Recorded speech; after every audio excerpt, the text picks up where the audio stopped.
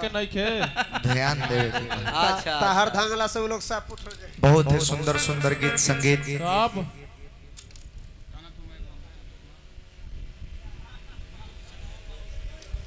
का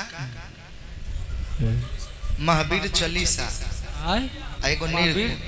महावीर चालीसा हनुमान चालीसा में एमे कै रुपया हमार बा 50 रुपया 50 रुपया काट के देवे के बा तो दू बेर कह दी दू बेर हम बोल देतनी यही में के बोल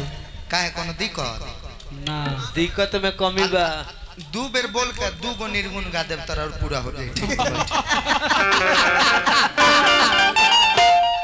माने 50 रुपया में से चहबे करी अब का महाराज रहुआ तो हमरो से बड़का आदमी निकल गई ओ हेलो हेलो ए भैया हाईली 50 गो रुपया टेबल खोलिए 10 टकिया झुराए वाला 60 गो हो जाए घाटा लग जाए ओहो रहुए हो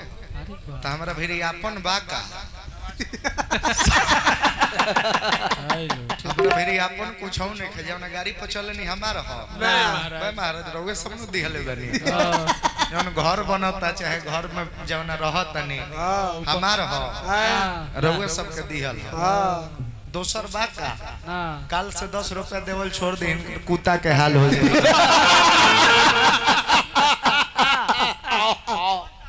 बहुत ही सुंदर सुंदर गीत संगीत प्रदुमन परदेसी जी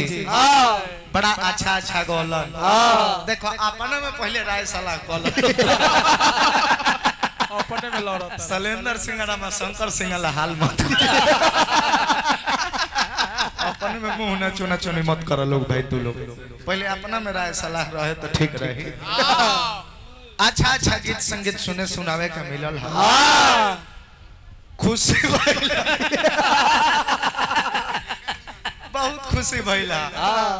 हमारा ई नहीं खे लागत कि दिन पर दिन तू आता ना जानकार कैसे भइल चल जाता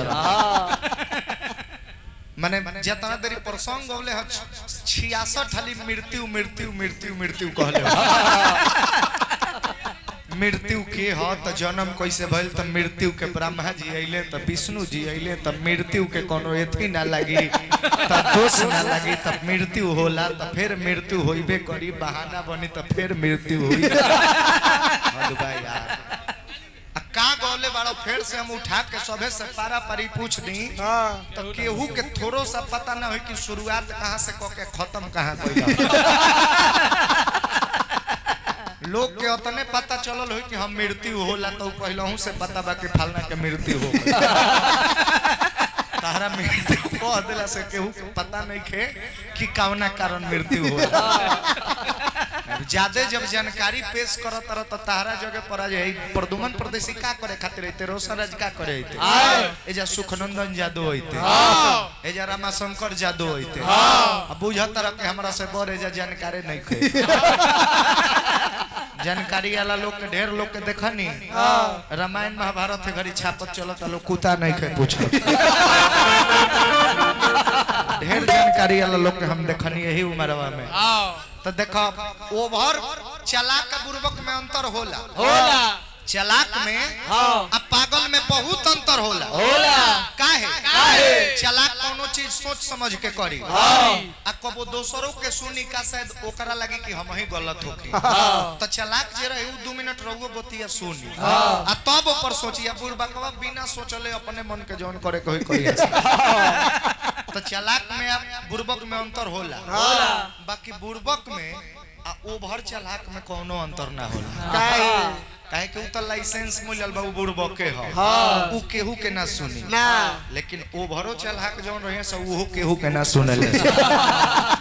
अब ओभरे थिंकिंग में ओकनी के सारा काम चौपट हो जाए तू बुर्बको ना हो आ चालाको ना हो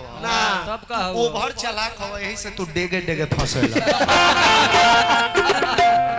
गौर कर रोशन आज के मुंह से निकलल बानी कबो व्यर्थ जइबे ना करे तार प्रतिष्ठा तोप के रखल बनी चाहबो उघार कर देबे ही जे ऐसे शांत रह लोग अपना में कॉम्बिनेशन ठीक ठाक रखल गीत संगीत के भाव में लगे बढ़ो